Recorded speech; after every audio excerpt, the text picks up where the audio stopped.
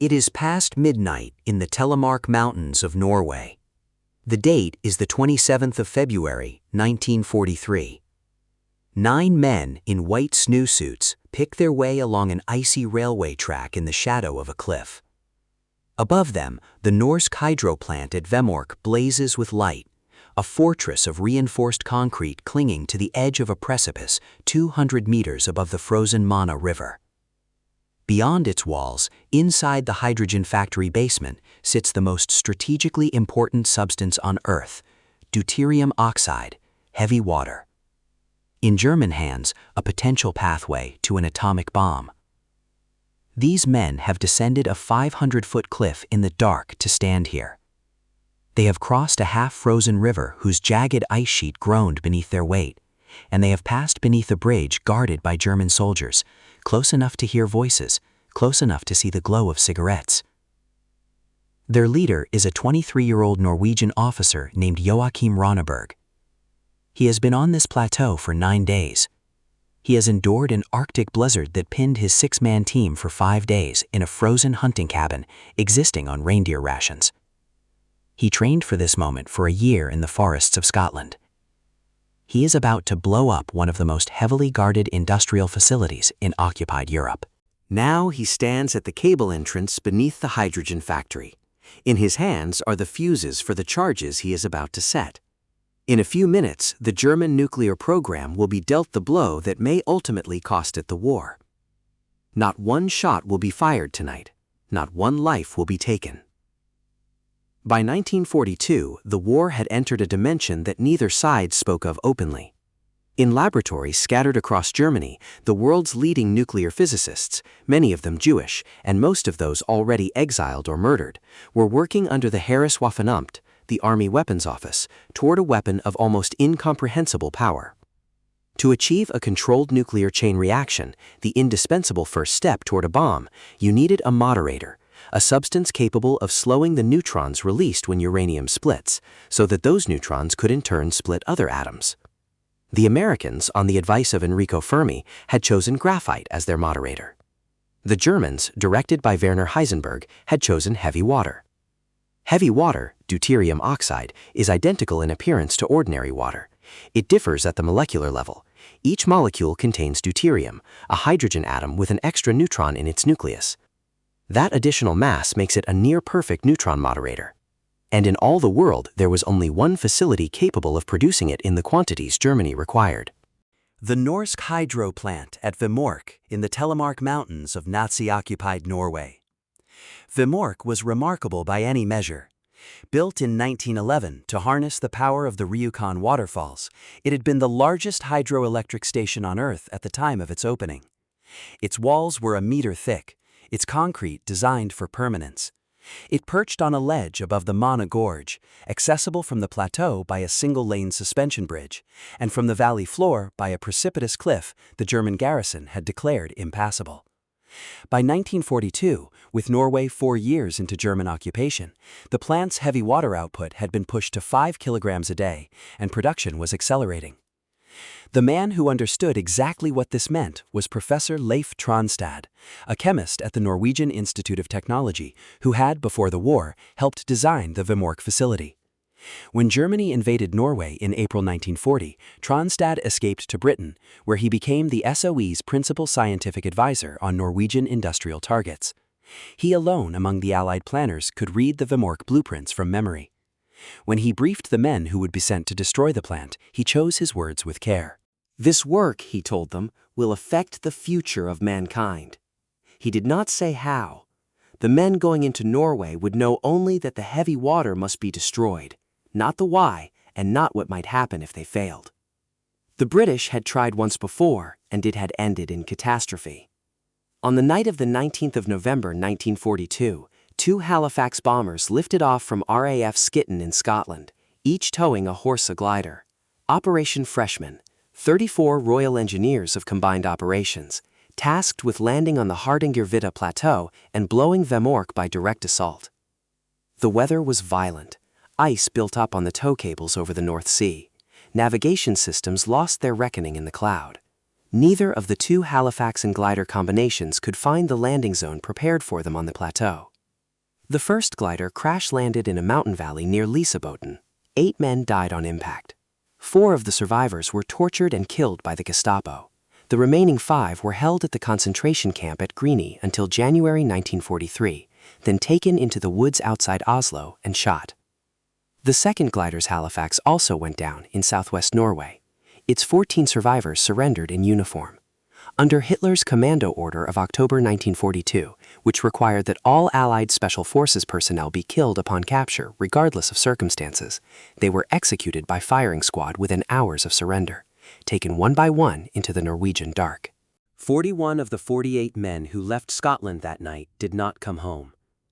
A 4-man Norwegian advance team, codenamed Grouse, inserted in October to prepare the landing zone, had waited on the Hardangervidda as the hours passed and the aircraft never came.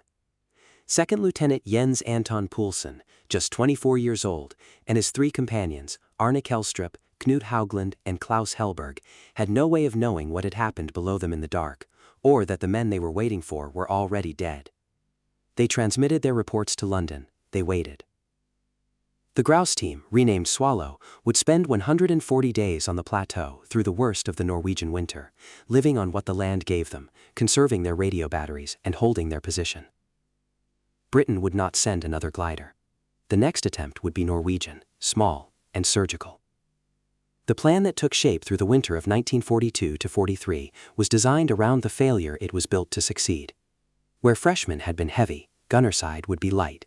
6 men, all of them Norwegian, all of them expert skiers, all of them trained saboteurs of Norwegian Independent Company 1, Kompani Linge.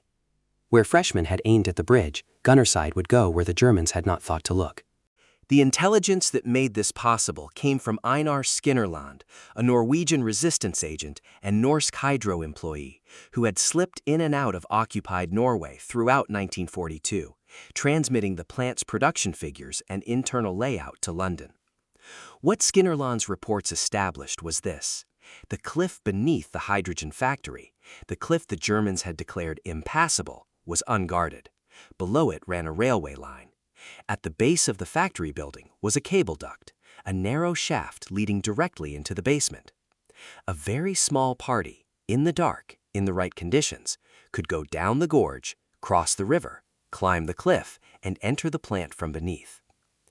Joachim Ronenberg, a first lieutenant from Ålesund who had escaped Norway in 1941 aboard a fishing boat, was selected to lead the Gunnerside team. He was the youngest officer in Kompani Linge and the least experienced of the 6 in terms of combat. Professor Tronstad chose him for his composure. His second in command, Knut Haugland, was the steadiest soldier in the company. His family had property on the Hardangervidda. He knew this terrain in the way men know their own countryside. The other 4, Frederick Kaiser, Casper Idland, Hans Storhaus, and Birger Stromsheim, had trained for months in the Scottish Highlands. Ronneberg divided the team into a 4-man demolition party who would enter the plant and set the charges, and a covering party of 5, positioned to hold off German guards if the alarm was raised. The mission orders were explicit on one point: fire not a shot if it could be avoided, because German reprisals against the Norwegian civilian population would follow any British-style firefight. On the night of the 16th of February 1943, a Halifax bomber of 138 Squadron flew north from RAF Tempsford over the North Sea into Norwegian airspace.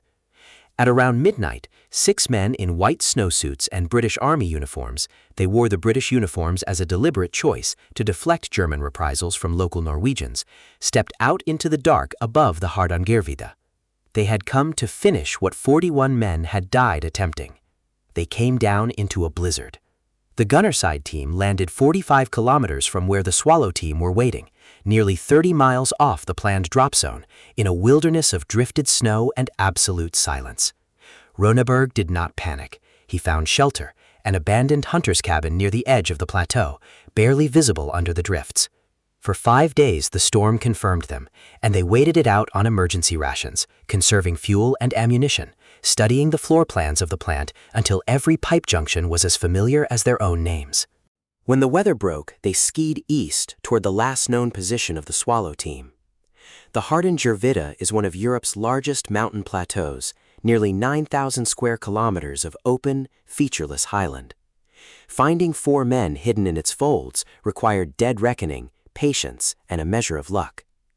On the 22nd of February, a week after jumping, the Gunnerside team made contact. Poulsen, Kelstrup, Haugland, and Helberg, the men who had been here since October. They were thinner than their photographs. They had hunted reindeer to survive. But their equipment was intact, their radio was working, and their knowledge of the terrain and the plant's patrol schedules was exact and current. The combined team spent the days that followed rehearsing the assault. Ronenberg and Casper Idland had memorized the layout of the hydrogen factory basement. They knew where the 18 high-pressure electrolysis cells were positioned, knew the configuration of the manifold piping, and had pre-assembled their explosive charges to fit the geometry of the target. The plan was not to blow up the building. It was to shatter the cells and the plumbing so precisely that rebuilding would take months, and in those months, the German nuclear program would be starved of the one thing it could not replace. On the night of the 27th of February, the full party moved out from the tree line above the valley. 9 men. Haugland would remain at a hidden radio position to relay the outcome to London. The rest descended toward the gorge. The temperature was -15. The sky was clear, a half-moon silvering the snowfield. Below, the Vemork plant blazed with electric light.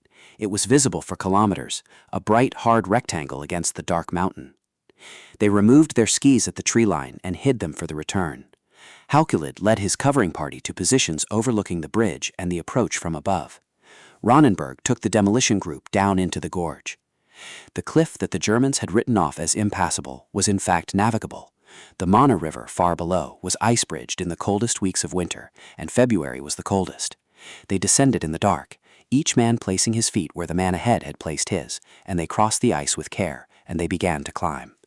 500 feet, bare rock in places, elsewhere plastered with frozen snow that crumbled under their weight, cold metal handholds. They climbed without speaking, without light. Ronenberg counted the minutes. They crested the edge and found themselves on the railway embankment below the plant, 60 meters from the walls of the hydrogen factory, hidden in the shadows of the retaining wall. Haukelit's covering party was in position above. At the cable entrance, Kaser worked the lock with a set of improvised tools. The door gave. They squeezed through the shaft single file and came up inside the basement of the hydrogen factory. The room was lit. A Norwegian worker was at his station. Ronenberg stepped forward. "Don't be frightened," he said quietly in Norwegian. "We won't hurt you." They had 4 minutes by operational estimate before a guard could reach them once the charges detonated. Ronenberg set the fuses shorter than the plan had specified, 2-minute delays, with a reserve fuse prepared in case the first failed. The 18 electrolysis cells stood in a row under the low concrete ceiling, heavy steel cylinders connected by a manifold of pipes through which the deuterium-rich liquid flowed upward to collection vessels above. Each charge was positioned against a cell and its connected pipe. Each placement had been rehearsed to muscle memory. Kaser worked beside him. Casper Idland stood at the door. The Norwegian worker watched in silence. Ronenberg set the fuse to the first charge. "We ran," he said later. "As soon as the fuse was lit, we ran." The explosions, when they came, were muffled. The basement walls were a meter thick. The reinforced concrete absorbed the blast and focused it inward, channeling the force precisely where it was needed. 18 electrolysis cells were destroyed. The entire accumulated stock of heavy water, more than 500 kilograms, the product of months of German-directed production, drained away through the ruined pipework and down into the rock. On the surface, a German sentry heard the sound. It was small, unexpectedly quiet, a thud from somewhere below, quickly absorbed by the mountain. He waited. He thought perhaps that snow had triggered one of the mines laid along the mountain approaches. He did not immediately raise the alarm. By the time German soldiers poured into the hydrogen factory basement, the 9 saboteurs were gone, back through the cable shaft, down the cliff, across the river, and moving fast through the valley below. The alarm rang at last. The garrison roused. Floodlights swept the gorge. The 9 men were already in the trees. The escape divided the team as planned. Ronenberg led 5 men east, Stromsheim, Storhaug, Kaser, and 2 of the Swallow survivors, on a ski march across the plateau and north toward the Swedish border. The route covered more than 300 kilometers of Arctic highland, much of it in temperatures below -20. all of it behind German lines, with nearly 3,000 German troops fanning out from Rjukan in the largest manhunt of the Norwegian occupation. The march took 14 days. They arrived in neutral Sweden in the third week of March, frostbitten and exhausted, but intact. Not one man had been captured, not one had been shot. The 4 remaining members of the combined team dispersed across Norway. Knut Haukelid stayed, he had always intended to stay, building up local resistance cells across the Telemark region. Poulsen, Helberg, and Kelstrup slipped south toward Oslo. Knut Haugland at his radio post transmitted the signal that Professor Tronstad had been waiting for. Attack successful, all personnel safe. In London, the assessment was carefully worded, but the scientific consensus was unequivocal. The heavy water stockpile at Vemork had been eliminated. The electrolysis cells that produced it would take months to rebuild. The German nuclear program had been set back, by how much, no one could be certain, but the chain reaction that Heisenberg's team required to advance to the next stage of the bomb program had been denied, for now, the material it needed. General Nikolaus von Falkenhorst, who commanded German forces in Norway, and who personally inspected the damage to the hydrogen factory basement, could not conceal his admiration. He called Operation Gunnerside the most splendid coup I have ever seen. But the story did not end in the February darkness. The Germans rebuilt. By the autumn of 1943, the cells were operational again and production resumed. On the 16th of November 1943, a force of American heavy bombers, 161 B-17s and B-24s, attacked Vemork and the surrounding valley. The bombing was far less precise than the saboteurs had been. Bombs fell on the town of Rjukan. Workers and civilians died. The precision and restraint that had made Gunnerside a moral as well as military achievement was not replicated from 10,000 feet. And then in early 1944, the Germans announced that they were moving their remaining heavy water operations to Germany. A large shipment would travel by rail from Vemork, then by ferry across Lake Tinn, then south to the coast, beyond the reach of saboteurs. Knut Haukelid was waiting. The ferry, DF Hydro, was a civilian vessel, workers, families, passengers who had nothing to do with the war. On the night of the 19th of February 1944, Haukelid and 2 companions, Rolf Sorley and Knut Lear Hansen, slipped aboard the unguarded ferry at Mail in the dark and placed a time charge in the bow. At 10:30 on Sunday morning, as the DF Hydro crossed the deepest section of Lake Tinn, the charge detonated. The ferry sank in 4 minutes. 18 people died, 14 Norwegian civilians and 4 German soldiers. The heavy water, 39 barrels, 600 kilograms at operational concentration, settled to the floor of the lake at a depth of more than 400 meters. Haukelid wrote of that morning with the honesty of a man who had made an impossible choice. It was a terrible thing to do, he said, but the alternative was worse. It was not known until after Japan had surrendered that the sabotage of Vemork had played a decisive role in the course of the war. Churchill's assessment was direct. The attacks on Vemork, he said, constituted a major event in the struggle for atomic power. Post-war investigation of the German nuclear program revealed a truth more complicated than anyone had understood at the time. Werner Heisenberg's team had fundamental scientific errors to resolve, as well as material shortfalls. Germany was, in retrospect, probably further from a working bomb than London's estimates in 1943 had suggested. But this can only be said looking back. In February of 1943, the Allied scientists and intelligence officers who sent 9 men down a frozen gorge in the Norwegian mountains believed, on the best available evidence, that the threat was real, that every month of production at Vemork brought the German program closer to viability. Tronstad had been right to send them. The saboteurs had been right to go. Joachim Ronneberg returned to Norway after the war and became a journalist and broadcaster. He was reserved about his wartime record for most of his life, reluctant, he said, to trade on what others had sacrificed more than he had. When he did speak, it was usually to warn younger generations about the fragility of the freedoms they had inherited. He died on the 21st of October 2018. He was 99 years old. He was, as Norway's Prime Minister said at his death, perhaps the last of his kind. Joachim Poulsen, who had endured 4 months on the Hardanger-Vigga plateau waiting for a mission that had begun in catastrophe, eventually rose to the rank of colonel in the Norwegian army. He died in 2010. Knut Haukelet, who stayed, who made the hardest decision of the campaign, who sat in the dark at the bottom of a gangway and set a timer that would kill innocent people to stop something worse, lived to be 83. The heavy water at the bottom of Lake Tin has never been recovered. The barrels lie undisturbed in the dark, 400 meters below a Norwegian mountain lake, in the deepest country silence imaginable. The men who put them there asked for nothing in return. They skied hundreds of kilometers across a frozen plateau to a country still at peace, and they dissolved back into ordinary life, and they did not look back. Joachim Roneberg remembered the morning after the raid as the sky began to lighten in the east, and the mountains turned pale above the valley, and the men sat among the pine trees and said nothing, because there was nothing that needed to be said. A mackerel sky, he called it, a marvelous sunrise. That was enough.